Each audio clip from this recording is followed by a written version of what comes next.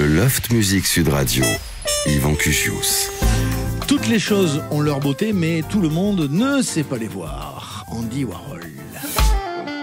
Merci d'être avec nous cet après-midi pour ce Loft Music. C'est bien, ça commence bien. C'est ça l'idée. Ça commence par une citation, quoi. Andy Warhol, on y est. Je m'attendais une citation de Jul, moi, qui aurait été plus appropriée, mais non. J'aurais pu citer absolument n'importe qui, tout le monde. Mais voilà, c'est pour vous faire réfléchir. Et je vous invite à cette réflexion sur le fait qu'on puisse ne pas voir les belles choses qui sont face à nous quelquefois. Voilà. Allez, merci, bonsoir, à bientôt. Merci d'accueillir nos invités de cet après-midi qui vont partager cette passion pour la chanson, qui les anime, pour le live même, pour certains, qui vont nous gratifier, qui va nous gratifier. C'est un invité que vous connaissez d'un joli live tout à l'heure avec ce magnifique piano de Sud Radio. Il est l'incarnant, le fondateur, le leader de ce merveilleux groupe Trio, et il revient pour son deuxième album en solo. Il s'appelle Christophe Mali. C'est l'hymne de nos campagnes, de nos rivières, de nos montagnes, de la vie manne. Merci Christophe d'être là. On est ravis toujours de t'accueillir ici. Tu sais que c'est un peu open bar pour toi ici. J'adore, je suis ravi. Merci de ta fidélité. Ah bah écoute, c'est la moindre des choses. Merci d'être là. Également, on va évoquer le répertoire de son papa et puis sa performance et sa prestation à lui. Il s'appelle Grégory Mouloudji. L'amour, c'est le poivre du temps. Grégory qui chante Mouloudji, c'est au théâtre Galabru à Montmartre les lundis, c'est ça? Jeudi. Les jeudis, voilà, c'est ça, on va en reparler plus précisément. Merci d'être avec nous Grégory. Et puis on va parler avec un collègue de la radio, de la télévision et aussi du Sud d'ailleurs, passionné à la fois par le football et la musique, qui publie aux éditions Hugo Sport Musique Football Club. Il s'appelle Stéphane Basset. Mais c'est pas moi qui chante. Hein. Ah oui, là, je suis surpris, là. Quelle voix, quelle énergie, Stéphane. Il a fait ce petit titre qui a finalement pas mal marché. Oui. Non, mais c'est rigolo parce qu'on a choisi ce titre-là qui évoque maintenant, définitivement, en tout cas, le football et le sport. Alors oui, on a eu un Will Survive en 98, où il y avait des La La La, et là, en 2018, c'est des Nanana de Gala avec Free from Desire, qui est une chanson qui a vécu une seconde vie grâce à nos Bleus, et grâce à cette victoire. Et ce livre est préfacé par Didier Drogba, le footballeur bien connu évidemment, qui a fait une merveilleuse carrière, et tu es allé interviewer notamment Obispo, Michael Youn ou Hervé, Lord Esperanza ou Bertignac, pour aussi qu'ils te fassent part de cette passion, de cette attirance qu'ils ont pour ce jeu, et tu fais des parallèles sur différents niveaux entre le foot, la prestation, la performance devant un public d'un sportif et celle d'un artiste. C'est super intéressant mon Christophe Mali, tu vois. Bah écoute, tu aimes le football toi, le sport en général? Eh bien écoute, le sport oui, le football je ne connais pas, j'avoue. Alors c'est un sport qui se joue à 11 contre 11. Oui c'est ça, c'est un jeu de ballon, c'est bien ça.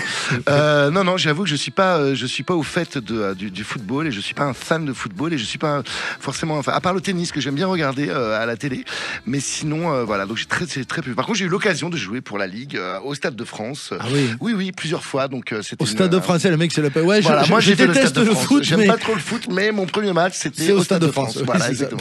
C'est un peu ça. Mon Christophe Mali, cette aventure avec Trio est merveilleuse parce que vous avez connu et vous êtes en pause actuellement, mais des choses absolument incroyables, humainement, musicalement.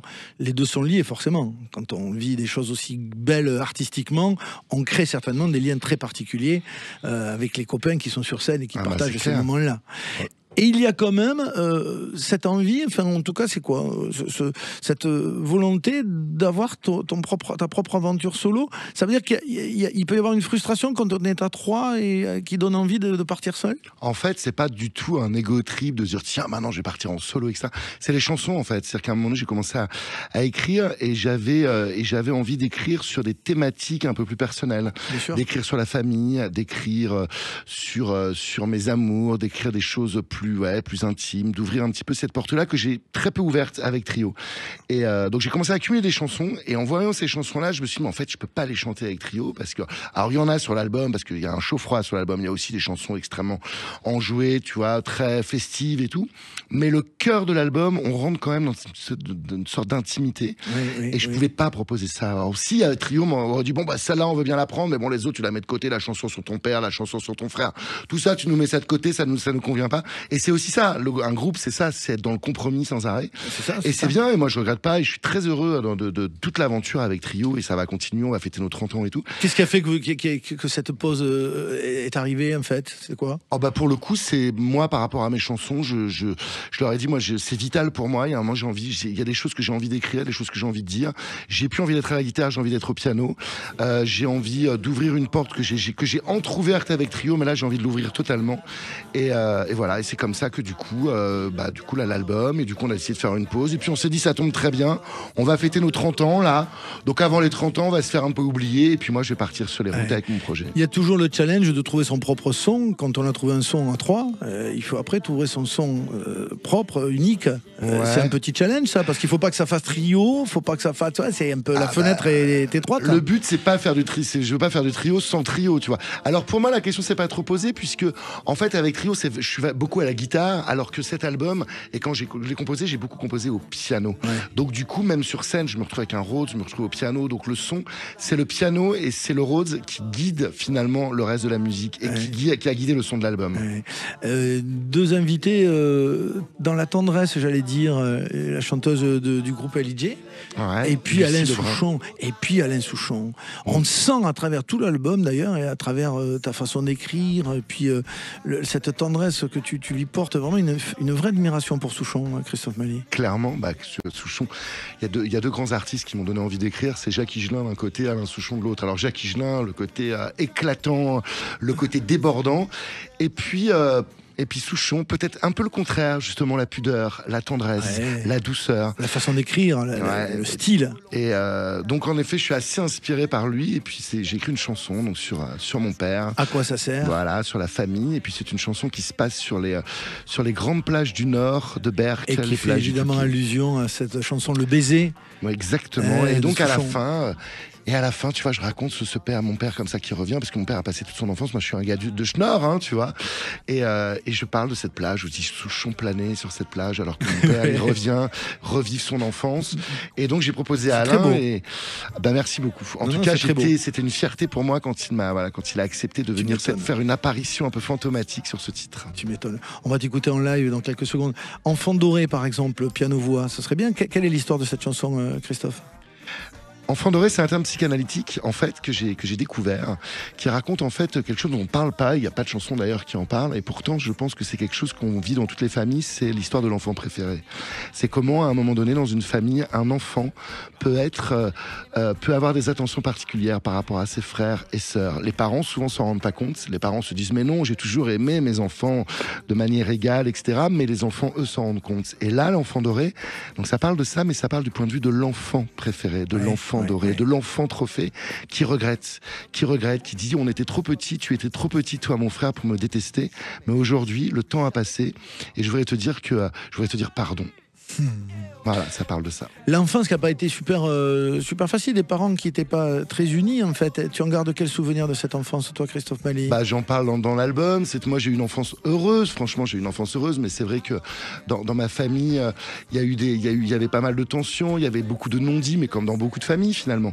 Et peut-être que c'est ça qui fait que ça fait des artistes. Moi, quand j'en parlais à Alain Souchon justement, il me disait mais c'est pour ça que tu es devenu un artiste, c'est justement parce que tu as vu aussi tes parents qui n'osaient pas se séparer, ça me parle à quoi ça sert. Et puis c'était une génération aussi où c'était très dur, on restait pour les enfants, c'était très dur de se séparer, c'était très dur, ça t'a demandé un courage. Et donc voilà, aujourd'hui les choses ont évolué à ce niveau-là, je pense. On te laisse te mettre en place, mon Christophe Maé, pour ce live qu'on va découvrir, Enfant doré, extrait de ton nouvel album Humain. Nous sommes en compagnie de Grégory Mouloudji également, qui chante son papa au théâtre Galabru, puis de Stéphane Basset pour son ouvrage Musique Football Club. C'est sur Sud Radio dans le Loft Music, on revient juste après ça. On dit c'est pas normal et on s'indigne normal. On dit qu'on veut tout changer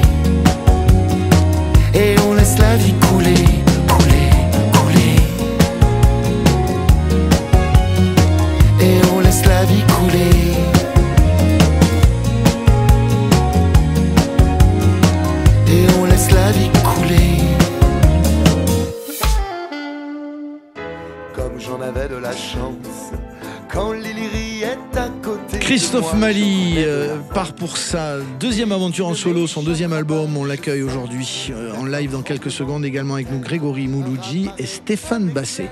En live, c'est extrait de son album Humain, Christophe Mali. Ça s'appelle Enfant doré.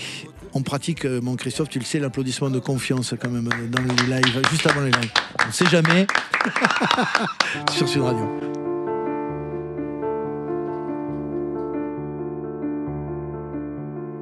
Sur la photo, je me souviens, toute la famille prenait la pause. Maman me serrait dans ses bras et ça cachait quelque chose. Mon frère avait les bras ballants, aujourd'hui je lis son angoisse. Maman souriait tendrement, moi je prenais toute la place. Indécente petite graine que nos parents ont fait pousser. Le remords coule dans mes veines d'avoir été l'enfant trop fait. Ça laisse des bobos au cœur qu'on étale sur les divans. Des taches de rousseur sur nos cœurs d'enfants. Ça laisse des bobos au cœur qu'on soigne en chantant les pièces d'un puzzle qu'on laisse à nos enfants. Sur le grand mur de la maison, des photos de toi j'ai cherché. Pendant les grandes réunions, en bout de table je trônais. On valorisait mes prouesses, on me laissait ma liberté, faisant rejaillir tes faiblesses, trop petit pour me détester. Indécente petite graine que nos parents ont fait pousser. J'étais celui que l'on préfère, celui qu'on nomme l'enfant doré. Ça laisse des bobos au cœur qu'on étale sur les divans. Des taches de rousseur sur nos cœurs d'enfants. Ça laisse des bobos au cœur qu'on soigne en chantant les pièces d'un puzzle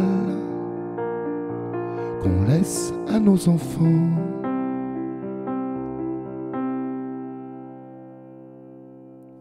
J'étais l'élu, toi le second, une couronne trop lourde à porter.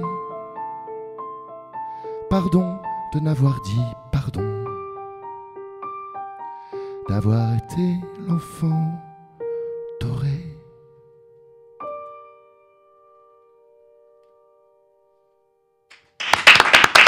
Christophe Mali, bravo Christophe. Toute cette tendresse qu'on voit, et effectivement on voit quelque chose de très assumé, de quelque chose qui se libère et qui te fait du bien. Qu'est-ce qui a changé entre le premier album solo et celui-ci, qui date le premier d'une vingtaine d'années, hein? Ouais, il y a 15 ans. Qu'est-ce qui a changé? Qu'est-ce qui a changé? Le premier album est très inspiré Higelin. C'était comme une espèce de bouteille de champagne qui saute au visage. Donc il y avait vraiment ce côté très enjoué, très joyeux. Peut-être plus etc. dissimulé aussi, par rapport moins introspectif, moins personnel. Ouais, vraiment, c'est ça. Et qu'est-ce qui a déclenché cette capacité au jeu d'introspection aujourd'hui? Pour tout te dire, l'histoire, c'est on a écrit un livre sur l'histoire de Trio avec un confrère à toi, Bertrand Dical. Et je le déteste. Non, j'adore. Et Bertrand, dans beaucoup d'entretiens, etc. Et à un moment donné, Bertrand, il me dit, mais c'est fou parce que quand on regarde le répertoire des artistes, des auteurs-compositeurs, souvent les auteurs-compositeurs parlent de leur famille, ils ont des chansons sur leur enfance, etc. Et toi, tu n'as jamais évoqué ça.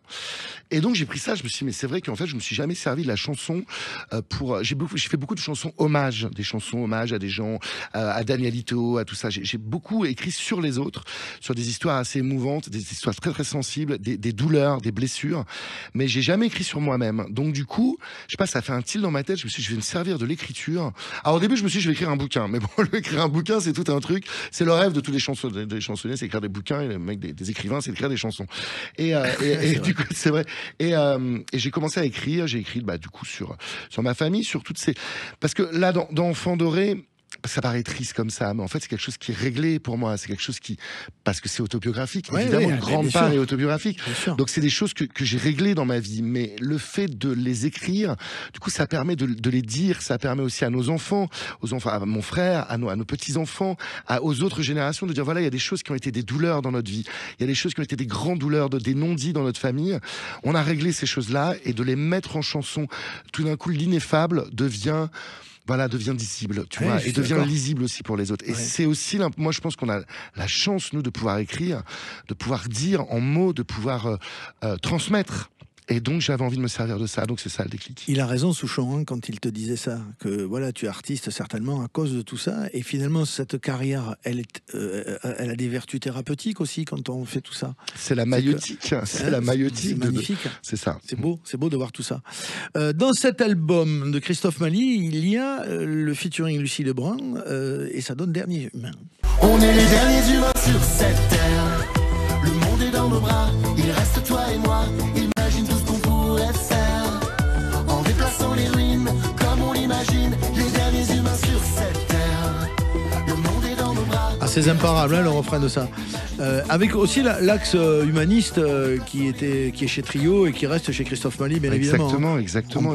Et si on devait refaire le monde sur les ruines qui nous restent, est-ce qu'il y a, c'est très optimiste en fait, quoi, comme chanson au final. Il est également sur cet album de Christophe Mali, Ça nous gêne. On dit, ça nous gêne. On continue quand même. On dit, ça tourne pas rond. On nous prend. Il y a un featuring des Trios, bien évidemment, sur le boulet. Le boulet, la patate chaude de la soirée, qu'on essaye tous de se refiler. Le boulet,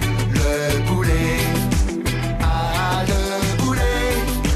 On est dans l'esprit désolé pour hier soir, là, un petit peu. Hein, c'est un peu ça l'idée, quoi. Est-ce que c'est la suite? Est-ce que c'est l'épilogue? Est-ce que c'est le prologue? Je sais pas, mais on est dans la même veine. C'est le boulet, le fameux boulet des soirées, tout le monde le connaît. Il y a également Redis-le-moi. Redis-le-moi. On ne se lasse pas de ces mots-là. Redis-le-moi. Dans l'album solo de Christophe Mali, il y a Burning Man. I'm the man. Look at me, Burning Man.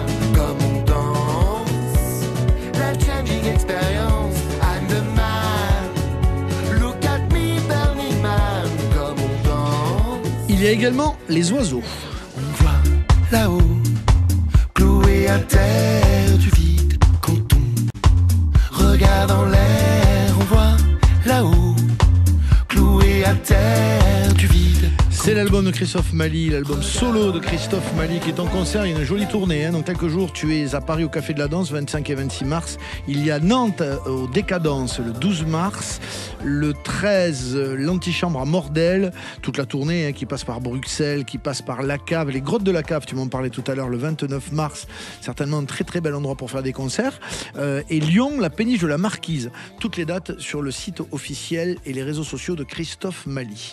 C'est beau d'entendre ce discours et ce lien, Grégory Mouloudji, entre l'histoire personnelle et puis l'acte d'écrire, l'acte scénique, quoi, qui est intimement lié. Et évidemment, chez ton père, c'était bien le cas. Toi, tout petit, Grégory Mouloudji, tu as assisté au métier de ton papa, tu y as participé, parce que j'ai vu que tu étais en même temps son chauffeur, son secrétaire, son manager. Tu as été quand même intimement mêlé. Il t'a appris le métier sans le vouloir vraiment, finalement. Oui, enfin, disons que... Tu peux t'approcher juste un peu. Oui, enfin, c'était là, quoi. Il n'y avait pas apprendre ou pas apprendre, c'était là. De toute façon, c'était un être très, très lunaire, très... il a traversé la vie... sans s'en rendre compte. Enfin, si, il se rendait compte, mais la vie lui a permis de vivre une rêverie, quoi. Ouais. Ce qui est tout de même pas donné à tout le monde. Non, c'est ça. Mais c'est ce qu'on dit avec Christophe, c'est ça. Tu peux le résumer comme ça. Est-ce que tu considères, Christophe Mali, que ta vie a été une rêverie, en fait, avec tout ce que tu as vécu? Ah, mais clairement, moi j'ai réalisé tous mes rêves, plus que mes rêves. Il t'en reste quelques-uns, rassure-moi. Il m'en reste quelques-uns, évidemment, mais c'est vrai que moi, mon rêve, c'était de faire de la musique, c'était de rencontrer des artistes. J'ai rencontré, fait des duos avec tous les artistes avec lesquels qui m'ont donné envie de. Par exemple, Souchon, quoi. Souchon, exactement, mais pas seulement. Je pense à plein d'artistes que j'admirais, avec qui j'ai réussi, avec qui j'ai fait des duos, etc. Et il y en a vraiment la liste de ceux que j'ai pas rencontrés. Elle est très courte au final, vraiment. Pour être très très franc, mais donc oui, la vie, une rêverie complètement. Et quand on réalise ses rêves, il faut avoir gardé cette capacité d'émerveillement avec le temps, quoi. Se dire mais quelle chance on a, il faut profiter pleinement, quoi. Ouais, c'est vrai. Mais ça concerne aussi Stéphane Massé, hein, toi. Tu es enfant moi, quand j'étais gamin, je rêvais de la vie que j'ai aujourd'hui. Enfin, voilà, c'est ça. Évidemment. Tu es journaliste, tu es animateur radio-télé, etc. Et aussi passionné de foot. Et tu as rencontré ces stars du foot et ces gens de la chanson. Oui. Que tu admirais, voilà, quand tu étais petit. Oui, ce que je dis souvent, c'est que, en fait, j'ai l'impression qu'ils sont descendus du poster. D'ailleurs, je crois que c'est Woolsey qui disait ça quand il a rencontré Paul McCartney. Pour la première fois, il a dit, j'ai l'impression qu'il est descendu du poster. Et moi, c'est ce qui m'est arrivé aussi avec Paul McCartney, ce qui était ma pire interview, en fait. J'étais pas là. Il s'est assis en face de moi, et en face de moi, j'avais la musique, quoi. Donc, j'ai été nul. Mais je le regardais en me disant, putain, mais c'est malin, on fait. En quelle année, McCartney? C'était il y a une douzaine d'années pour un album... je me rappelle plus le titre de l'album malheureusement, mais en tout cas j'étais très impressionné. Moi j'étais fan de Boy George aussi quand j'étais gamin, mais vraiment fan à un point insensé. Et comme j'ai fait un peu de musique aussi, mon manager de l'époque qui manageait Woodkid m'a dit, j'ai une surprise pour toi. Il m'a amené dans une loge, il m'a dit ne bouge pas. Et Boy George est entré. Boy, viens. Et là j'ai dit bon bah d'accord. Et j'ai passé une heure extraordinaire. Il faut le préciser parce que parfois les gens disent oui les grands artistes. Non, les plus grands artistes sont souvent les plus agréables. Alain Souchon est une crème. C'est une exception, Souchon, c'est une exception. Mais je pense qu'il y en a plein d'autres. Ah non, McCartney adorable, bien sûr. Bien sûr, on est d'accord. Tu as, Grégory, certainement croisé des mecs extraordinaires, toi aussi avec papa ou pas? Avec Mouloudji? Pas beaucoup. Il était très Prévert. farouche. Prévert. Non. Prévert, moi je l'ai jamais rencontré. Ouais. Non, mais il était farouche. Farouche, c'est-à-dire, tu veux dire? Il voyait personne. Il était sauvage. Il était, il était sauvage. Il était sympa quand même. Non, il était. Non, mais attends pas, tu dis, ouais, putain, il était, oh là là. Non, il était très, très sympathique, très charmant, mais solitaire. Solitaire, oui. Il aimait pas trop ce milieu, se confronter aux autres, tout ça. Il le fuyait un peu. Ah oui, lui, il aimait chanter en province. Il avait très peur de Paris. Oh, mais ça, tout le monde. Oui, lui, il y a un point. Ah oui, encore plus quoi. Et puis, enfin voilà, je veux dire, il faisait tout. Comment dire en fait. Il faisait tout sur la scène. Oui, d'accord. Et il a travaillé l'avant jusqu'à et la l'après, fin de sa vie parce que le public venait, mais ça se comprend. Sinon, il aimait pas faire de radio. Il avait peur de la télé. Oui. Quand il ressortait un disque, il remettait ses vieilles chansons parce qu'il avait peur que les nouvelles ne plaisent pas. Oui, on comprend ça. Alors que voilà quoi. Mais tu sais, c'est pas un acte naturel forcément. Enfin, c'est pas super agréable forcément pour tout le monde de venir parler Ah non, tu sais, bien sûr. je cite toujours Zazie qui dit que la promo, ça consiste à dire moins bien ce qu'on a déjà vachement bien dit dans les chansons. Mais fin de l'émission. Fin de l'émission. À bientôt, au revoir, merci. Non, mais c'est pas totalement faux. Là, on discute, mais tu vois, c'est pas faux. C'est facile pour moi de parler à sa place et de dire il aurait dû faire ci ou ça, peu importe. Je le dis pas du tout dans ce sens-là. Je le décris tel qu'il était. Enfin, on va parler de ton propre spectacle puisque tu chantes Marcel Mouloudji, ton papa, Grégory, au Théâtre Galabru à Montmartre, et tu es accompagné par Étienne Champollion. Et tu es avec nous dans ce Loft Musique qui accueille également Christophe Mali et Stéphane Massé. Nous revenons après ça. Les humains sur cette terre, le monde est dans nos bras, il reste toi et moi, imagine tout ce qu'on pourrait faire, en déplaçant les ruines, comme on l'imagine, les derniers humains sur cette terre, le monde est dans nos bras, il reste toi et moi, imagine tout ce qu'on pourrait faire, en déplaçant les ruines, comme on l'imagine, on est les derniers humains sur cette terre. Le Loft Musique Sud Radio, Yvan Cugius. Un jour tu verras l'on se rencontre. Nous accueillons autour de cette table Grégory Mouloudji, le fils de Marcel Mouloudji, que vous écoutez à l'instant sur ce titre d'anthologie emblématique de la chanson française. Grégory est avec nous, il joue, il chante son papa. On en parle avec lui également Christophe Mali pour son nouvel album solo Humain. Il est en concert partout en France, Christophe Mali, et Stéphane Basset pour son ouvrage qui relie ses deux passions, le football et la musique. Grégory Mouloudji, on écoute ce papa Marcel Mouloudji avec ses titres merveilleux quoi, qui sont vraiment iconiques. C'est lui qui a écrit le texte de ça, je crois. Oui. Hein, il n'a pas tout écrit, Marcel, mais il en a écrit quand même beaucoup. Ah, il a écrit pas mal de chansons. Oui, oui, mais comme je disais tout à l'heure, malheureusement, il était traqueur et donc il osait pas faire une vraie promotion quand il sortait un disque. Alors, il remettait à chaque fois le coquelicot. Un jour tu verras. Ouais. Il y a des très belles chansons. Ouais. Que peu de gens connaissent, en dehors des gens qui ont acheté à l'époque les disques. Ouais, ouais. Mais bon, c'est comme ça.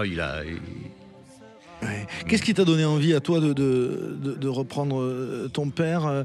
C'est pas simple. Je remarque un truc assez extraordinaire. Je sais pas si les copains vous allez aller dans mon sens, c'est que ça me le fait avec Thomas Dutronc qui était là il y a pas peu de temps.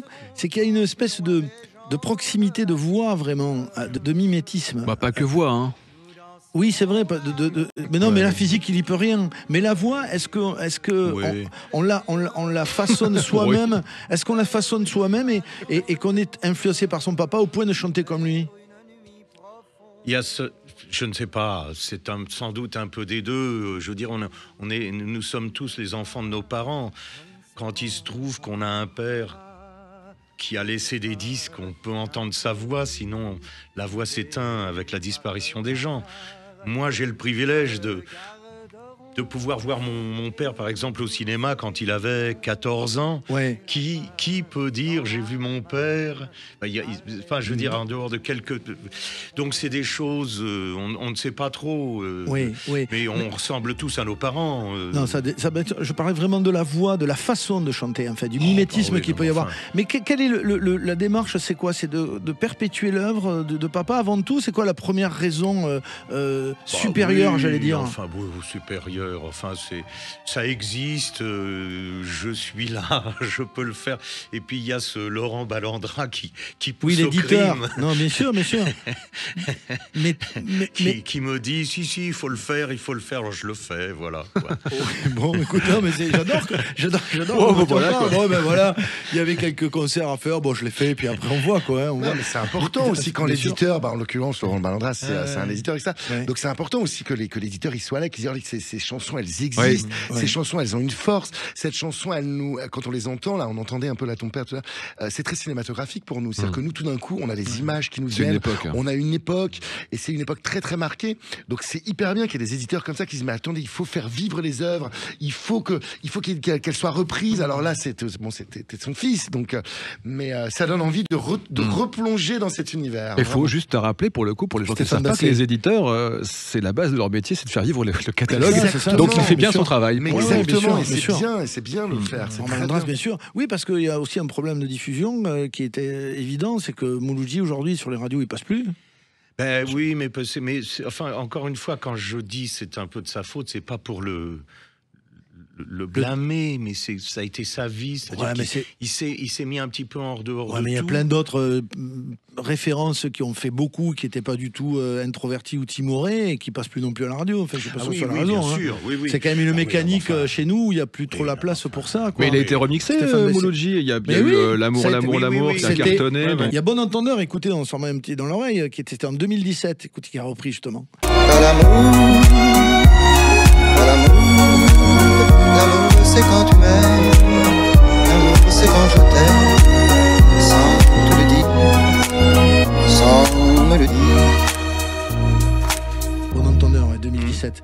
Oui, c'est ça, ça refait. Ça a permis quoi? Ça a remis vraiment au goût ça tout. Mais alors, ce qui est étonnant, c'est que il y a tout un monde très jeune qui connaît Mouloudji par rapport à cette chanson qui n'est pas représentative de lui en fait. Enfin, il a enregistré ça, mais ça n'a pas été. Ouais, mais ça, c'est comme Beko, l'Orange, qui avait été la Starac, l'hymne de la Starac, et les jeunes ont découvert Beko à travers l'Orange, qui est quand même un petit extrait de la carrière de Beko. Voilà, mais bien, non, ça mais c'est le jeu, quand même. C'est le jeu. Non, mais on est bien d'accord. Qu'est-ce qui se passe sur scène alors, Grégory Mouloudji? Comment on aborde le répertoire de son papa et le spectacle? Toi qui l'as suivi et qui connaissais son spectacle par cœur. Que j'ai bien connu, je l'ai vu.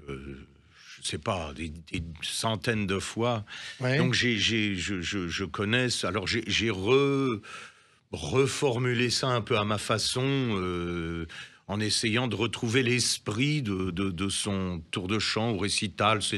Sont des mots un peu anciens par rapport à ça, mais bon, aujourd'hui on dit concert, etc. Mais bon, pour rester dans parce que c'était un spectacle, quoi. C'était quelqu'un qui...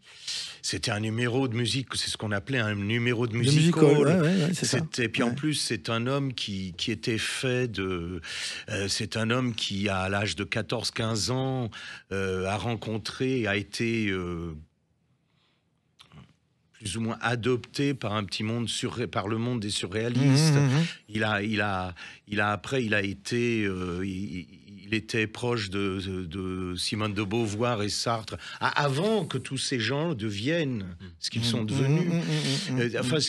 Il était proche de Jean-Louis Barrault, de Roger Blin, de gens comme ça. Donc cet homme, dans la chanson, il a un petit peu passé tout. Il a fait la synthèse de tout ça, en fait. Il était multiple. Exactement. Et puis il avait plusieurs disciplines artistiques. Il peignait aussi. Il était peintre, donc il exprimait tout ça. Il a fait entre 500 et 1000 toiles. Mais oui. Il a écrit 6 ou 7, si ce n'est 8 romans, 3 livres de... Enfin, c'est incroyable. Alors il y a des chansons d'anthologie, évidemment, que tu reprends. Voici un extrait de ton spectacle avec ce fameux « Un jour, tu verras ». Là, c'est Grégory Mouloudji. Ah oui. Nos cœurs, c'est deux voleurs qui gardent leur bonheur. Puis nous on peut dire que c'est vraiment la chanson, je emploie souvent cette expression, identifiante de Mouloudji. On le rattache souvent à Un jour tu verras, Mouloudji, non? C'est la chanson un peu qui domine le répertoire. Bon, il y a le coquelicot, Un jour tu verras, le déserteur, la complainte des infidèles. Mais enfin, je veux dire que ce sont des chansons. Pardon. Non, j'en prie, vas-y. Ce sont des chansons évidemment qui ont. C'est à peu près les 4 chansons pour lesquelles il a été très très très connu. Il y a justement comme un petit coquelicot. Et j'ai tant appuyé mes lèvres sur son cœur qu'à la place du baiser il y avait comme une fleur, comme un petit coquelicot, mon âme, comme un petit coquelicot. Ou encore Les Feuilles Mortes, évidemment. C'est une chanson qui nous ressemble. Grégory Mouloudji qui chante son papa au Théâtre Galabru Montmartre. Prochaine date, ce sera le 6 mars prochain. Et tu es accompagné par Étienne Champollion au piano, avec une anthologie qui est sortie pour les 30 ans de la mort de Mouloudji. C'était l'été dernier chez Universal aussi, également. On est également en compagnie cet après-midi de Christophe Mali pour son nouvel album solo Humain et de Stéphane Basset, avec qui on va parler dans quelques secondes de cet ouvrage Musique Football Club qui relie les deux passions de Stéphane, la musique et le football. À tout de suite. Messieurs qu'on nomme grand, je vous fais une lettre que vous lirez peut-être si vous avez le temps. Je viens de recevoir mes papiers militaires. Le Loft Music Sud Radio, Yvan Cuchius. Alors on parle pas de Pierre Bachelet, mais par contre du lien entre le sport et la musique, le football en particulier, cet hymne Bachelet. Alors c'est devenu cette chanson l'hymne du RC Lens. Oui, parce qu'en fait, d'abord ça parle très très fort des gens de cette région, mais quand Pierre Bachelet est décédé, le speaker s'est dit on va lui rendre hommage, on va mettre la chanson. Et là il s'est passé un moment magique, comme ils sont pas souvent dans les stades, enfin parfois dans les stades en tout cas. C'est-à-dire que tout le stade a repris cette chanson a cappella, et depuis la chanson est restée l'hymne du club, et à chaque match elle est diffusée diffusé a cappella et tout ce stade. Il y a Liverpool en Angleterre qui a ça avec You'll Never Walk Alone et nous on a les corons, c'est bien quand même, à Lens et c'est vrai que ça crée un moment absolument insensé. C'est incroyable. Pour un gars qui est né à Paris en plus. Oui, Bachelay, c'est il ça, est même pas c'est ça. il est même pas Mais là-bas. c'est le propre des chansons populaires, c'est le public qui décide de se les accaparer, de les récupérer finalement. C'est ça qui est beau en fait dans tout ça. Oui. C'est un truc spontané et qui vient du cœur là. Quoi. Les chansons de stade, en fait, bon, faut d'abord qu'elles puissent être assez simples d'une certaine façon à chanter, avec tout le respect que j'ai pour Bachelet. La chanson est sublime, le texte est très beau, mais bon, il y a une espèce de mélodie assez facile. Il y a aussi ce tube des White Stripes, Seven Nation Army, le po po lo po po. Ouais, bien sûr. Ça a échappé aux White Stripes. Alors l'anecdote est rigolote, c'est que c'est même pas les Italiens. Partout on dit dans le foot que ce sont les Italiens qui ont emmené cette chanson dans le stade. C'est pas vrai. Ce sont des Belges pour un match Milan AC Bruges. Ils sont dans un troquet à côté de San Siro, qui est le stade de Milan. Et là, il y a un DJ. Le DJ joue cette chanson et ils se mettent à faire papa pour leur dire il faut y aller les gars, fini la bière, on va au stade. Et ils emmènent cet air au stade. Au stade, ils passent 90 minutes à chanter papa. Les Italiens se disent pas mal ce truc. Eux-mêmes le reprennent et ça devient aujourd'hui un succès incroyable de stade. Oui. Cette démarche, elle est presque. C'est une forme d'autobiographie en fait que tu fais parce que ça relie vraiment tes deux passions. Tu le dédies le bouquin à ton papa qui t'a mené lui-même dans les stades à l'époque. Ben oui, c'est une histoire de famille entre l'enfant, les papas aujourd'hui. Oui, exactement, c'est ça, il y a une transmission quand même. Toi, tu deviens speaker des Girondins de Bordeaux à un moment donné. Donc là, tu rentres dans le poster où c'est le poster qui descend, comme disait vous. Oui, mon père m'amenait au stade et me disait mais pourquoi tu fais pas ça là, toi qui aimes bien faire. Oui, c'est ça. Un jour, je me suis dit je le ferai. Et à 20 ans en plus, super jeune, tu le fais. Et donc mon père était abonné et moi j'étais speaker et je me suis dit bah voilà, tu vois, j'ai quand même réussi quelque chose de pas mal. Et puis et papa était fier évidemment. Bien sûr qu'il était fier. Heureusement qu'il était fier. Il me fait chier à faire ça quand même. Non, c'était génial. Puis c'était à l'époque de Zidane aussi, donc j'ai pu rencontrer Zidane avant qu'il soit Zidane. C'était des beaux moments. Mais mon plus beau souvenir d'une certaine façon, c'est ce match Bordeaux-Milan AC. On appelle ça une remontada. Auquel tu as consacré un documentaire sur Canal récemment, il y a 2 ans ou 3 ans. Et en fait, on perd 2-0 à Milan. Alors remets-nous dans le contexte. Voilà, on est en 96, c'est la Coupe de l'UEFA. Bordeaux fait un parcours extraordinaire, mais s'incline 2-0 à Milan. Et on sait que c'est cuit. Au match retour, normalement, ça passe pas. Et ce jour-là, en 96, au Parc Lescure à Bordeaux, moi je me rappelle qu'il y avait une espèce d'ambiance, de musique justement dans le stade qui était dingue. Et moi je suis au milieu de la pelouse à chauffer le stade et je me dis mais c'est fou. Alors d'abord c'est fou de faire chanter 4 tribunes l'une après l'autre et de leur faire des trucs, c'est une sensation extraordinaire. Mais ce jour-là, ça doit arriver quand vous montez sur scène. On ne sait pas pourquoi, on a l'impression que tout est aligné. Et moi, je crois beaucoup aux énergies. Cette énergie-là, elle a fait ce jour-là que tout le monde chantait à l'unisson. D'abord, une foule chante toujours juste. Elle pense faux souvent, mais elle chante juste. Mais c'était, c'est beau ça, c'est beau. Bah, c'est vrai, ça chante toujours très juste. Elle pense faux, c'est beau. Dans le stade, on n'entend pas que des poésies quand même. On va pas se mentir. Il y a une vraie une dissertation à faire là-dessus. Et ce jour-là, je me suis dit, c'est depuis ce jour-là que j'avais envie de ce bouquin, en me disant c'est incroyable en fait. Cette énergie, ces chants, et puis le football. Et puis il y a des liens. Quand on monte sur scène, on ne sait pas comment un spectacle va se passer, même s'il est un petit peu écrit. Oui, c'est ça. Et puis sur un terrain de football, on ne sait pas trop. Tu es fasciné par les deux. Hein. Ce rapport à la foule, en fait, à une personne comme ça qui galvanise les foules ou qui en tout cas les bouscule. C'est quelque chose qui semble t'attirer, t'intriguer ou même te passionner, Stéphane. Moi, je suis fasciné par les artistes. Je trouve ça extraordinaire de rendre le monde plus beau, tout simplement. Un footballeur, quand on voit Maradona... C'est un artiste, un footballeur ? Oui, c'est un artiste. Il y a des footballeurs qui sont des artistes. Il faut tout pour faire un monde. Il faut des bassistes, il faut des défenseurs, il faut des chanteurs, il faut des Zidane. Donc, tu es d'accord avec ça façon, je suis d'accord. Et d'ailleurs, on le voit très bien. Tu sais, quand l'artiste salue à la fin, tu vois, il salue. Aujourd'hui, il y a le salut des footballeurs et tu vois, qui ont leurs gestes, etc. Les célébrations. Tous les codes, tous les codes finalement de l'art, tous les codes de la scène ont été repris finalement par les footballeurs.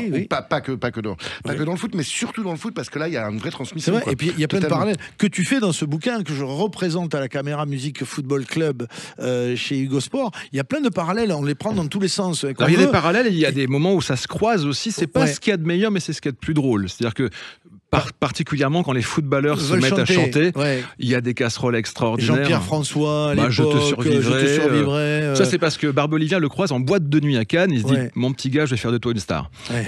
Et puis c'est devenu Je un savais énorme même jeu. pas que c'était un footballeur. Oui, Si, c'est bah, footballeur, lui bien non sûr, plus, bien sûr. lui non plus, apparemment. Il a pas. Oh, c'est méchant. Non, ça, il a c'est fait une pas- petite carrière, mais il a arrêté Oui, très oui, tôt. ouais. D'ailleurs, il a tout arrêté très tôt. Ouais, À la ouais, fois ouais. la carrière de footballeur et la carrière de chanteur, ouais. ce qui est assez Et étrange. puis il y a le parallèle aussi de l'entrée sur scène et de l'entrée dans l'arène du match. Ah oui. J'imagine que quand les trios font Bercy, ça doit être aussi quelque chose d'extrêmement puissant, comparable à une entrée d'un C'est la même chose. Enfin, c'est la même chose. d'un footballeur complètement. sur le terrain. Ah, Il y a carrément une un lien, préparation, il y a une préparation physique, les garçons. Oui, quand es sur scène, tu as une préparation physique parce que tu sais que quand tu vas commencer à enchaîner comme ça les dates, surtout en tout cas des tournées avec trio, c'est vraiment très très fort. Enfin, tu vois, on fait 3 heures, 2h30, 3 heures sur scène tous les soirs. Voilà, quand on était jeune, on pouvait terminer jusqu'à 5h du matin. Alors et tout. que maintenant, pas du tout. Ah, au bout d'un moment, tu peux plus. Et puis en plus, quand tu fais 4 dates de suite, si tu perds ta voix le premier soir, oui, oui, c'est c'est ça. foutu. Ah oui, ah oui, Donc, c'est tu clair, fais c'est hyper clair. gaffe quand même. Ouais. Dans les choix de Stéphane Basset pour illustrer cet ouvrage, dans lequel on apprend que Pascal Obispo, par exemple, compose souvent ses musiques avec un écran Oui. face à lui de football sans Oui. le son. C'est-à-dire qu'il regarde un match de foot pour composer. Alors, je l'ai Obispo. entendu 153 fois, Ça, il n'a jamais dit, mais là, non, d'un mais coup de gueule, je l'ai t'ai jamais vu. dit. C'est quand même C'est- très important. Non, mais c'est rigolo. quoi. Ouais, ouais. C'est des petites anecdotes. Ouais, il Voilà. se met un écran avec le foot et Voilà. il compose comme ça. Bon, Ou pourquoi pas. que Hervé, le chanteur Hervé, collectionne, prend les maillots de l'équipe de la ville dans laquelle il joue, il chante, et il les collectionne, il a arrêté, il en a plus de 150. Ouais. Voilà, il y a plein de petites choses comme ça, très intéressantes. Et tu as choisi pour illustrer ton propos ceci. Qu'est-ce que c'est? Ça me dit un truc, ça. C'est un groupe. Attends. Tu vas trouver, je pense. Beatles. Eh bien sûr. Alors pourquoi Queen?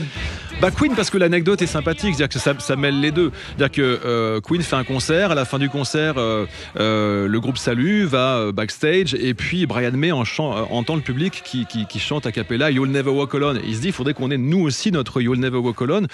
Il rentre à l'hôtel, il se dit, qu'est-ce qu'il peut faire un public sans nous? En fait, il peut taper des pieds, taper des mains et chanter. Ah, Donc ouais. c'est pour ça qu'il compose ce truc très ouais, simple finalement, ouais, mais ouais. génial, parce que quand c'est simple, parfois, souvent c'est génial. Ouais, ouais. Et ils font We Will Rock You, qui depuis est devenu une chanson de stade. C'est ça. Et ce qui est dingue aussi, c'est que le 45 tours, pour les plus anciens âgés. d'entre nous, il y avait face A, face B. La face A, c'était We Are the Champions, et la face B, c'était We Will Ah Rock ouais, You, incroyable, deux tubes incroyable. de stade. Voilà. Ça pose la question qu'on se pose certainement éternellement quand on a connu ce phénomène extraordinaire du tube, que tu as connu, Christophe Mali, du mystère qui reste inexplicable de cette rencontre avec un public à un moment donné. Est-ce que c'est le moment, l'espace, le temps, enfin voilà. Ça reste un peu toujours en tête, ça, quand on a connu un gros succès comme vous l'avez fait. Bah, en fait, Plusieurs d'ailleurs, vous. Je crois qu'en gros, quand tu le sais pas, en fait. Enfin, quand même, la première fois que j'ai entendu Gizmo chanter l'hymne aux campagnes, j'ai fait oulala, mais c'est énorme ce Oula, truc. ça ce va truc, il est barder, énorme. là, ça va barder. Ouais. Et ça m'est arrivé dans ma vie comme ça, d'avoir eu la chance d'entendre des morceaux avant que les morceaux sortent vraiment. Je me souviens la première fois que j'ai entendu le morceau J'ai demandé à la lune dans un bureau de DA, j'ai entendu cette chanson, j'ai fait mais cette chanson est absolument énorme. Il se passe quelque chose. Des fois, t'as ce truc-là. Eh ben, c'est Mais Mickey, après- Mickey 3D d'ailleurs, c'est surnom. Des fans de foot aussi. Ouais. Après, tu sais, nous, quand on écrit des chansons, on a toujours l'impression, quand tu viens d'écrire ta chanson, t'as toujours l'impression que c'est la meilleure, que ça va être un tube, que ça va être génial. Et t'es toujours genre, écoute ma chanson, elle est incroyable. Puis des fois, ça passe même pas le périph. Et voilà, c'est comme ça. C'est la vie des chansons. C'est ce qu'on appelle le C'est pas flow à la passé. fois chez les footballeurs, enfin chez tous les gens qui veulent créer. À un moment, on ne sait pas pourquoi. On enchaîne 3 dribbles, ça passe. On met 3 buts, ça passe. Il y a des Mbappé, il a été génial. D'un coup, il a eu le creux de la vague, et là il revient. On ne sait pas pourquoi. Enfin, si on travaille, il y a quand même de fortes chances que ça marche beaucoup mieux. Oui, mais c'est vrai, cette magie-là, on ne sait pas pourquoi. Surtout en musique, ça marche, puis parfois ça marche moins bien. Et C'est puis comme après, ça. il y a des compositions qui sont vraiment dédiées à des équipes, voilà, des compositions de gens qui sont passionnés par le foot et qui veulent encourager l'équipe en question, et ça donne ça. Qui c'est les plus forts, évidemment, c'est les Verts. On a un bon public et les meilleurs supporters. On va gagner, ça c'est juré. C'est pas une chanson sur les écolos, hein. Ni sur les Oui, sur c'est les verts. les verts, ouais. Ah, ça s'est menti. Alors c'est rigolo parce qu'il l'écrit, il est à Paris dans un embouteillage et puis il s'ennuie un peu, il se dit qu'est-ce que je vais faire? Il ouvre la boîte à gants et il trouve une cassette, il la met, c'est une démo qu'il a d'une autre chanson. Et au même moment, il y a l'épopée des Verts en 76 et il se dit bah tiens, comme je suis bloqué, je vais écrire un texte un peu à la con entre guillemets parce que c'est vachement bien finalement. Et puis ça, il rentre chez lui, il fait la chanson en 2-2, c'est son plus grand succès. Et cette chanson, à une époque où le foot en France, et ça c'est intéressant de noter aussi, à une époque où le foot en France et les artistes étaient assez éloignés. Un artiste qui allait soutenir des footballeurs à l'époque, c'était pas que c'était mal vu, mais il n'y avait pas trop de mélange. Ouais, il faudra d'accord. attendre quand même, finalement, la victoire en 98 pour que tout ce beau monde se retrouve. Mais avant ça, il n'y en a pas beaucoup de mélange quand même. Et ça donnait ceci.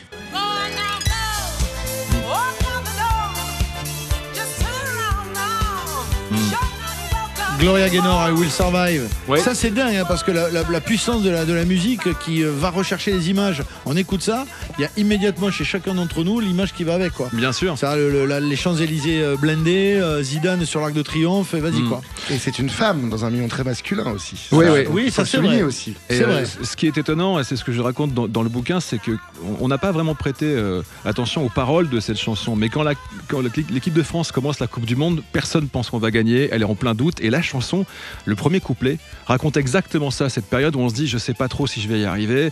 Et finalement, je vais y arriver, je vais survivre. Et donc, C'est ça. étrangement, ces paroles qu'on a chantées sans trop faire attention ressemblent au parcours de l'équipe de France. Ouais, c'est vrai, il y a une rencontre, je suis d'accord. Alors après, il y a les footballeurs qui s'essaient justement à la chanson. Ça donne Malheureusement. par exemple ceci. La lumière. Allez, viens, viens. Alors est-ce que vous allez deviner de qui il s'agit? Allez, celui qui gagne, il gagne un voyage en Chine offert par Sud Radio. Non, je déconne, c'est pas vrai. Ça passe ce cadeau. Je déconne, hein, c'est pour rigoler. Tu me le laisses. Alors, qui devine? Ah, moi je sais pour le coup, je Eh vais pas. ouais, Christophe Mali. Il était sur la pelouse en 98, si je ne m'abuse. Ouais. Ouais, Ah, oui, tu vois, t'as vu ou pas Christophe Mali. Alors, incroyable. Oh, quel Alors, talent, je pars en Christophe. Chine. C'est toi qui pars en Chine, ouais. À Et bon pied. voyage. À pied en plus.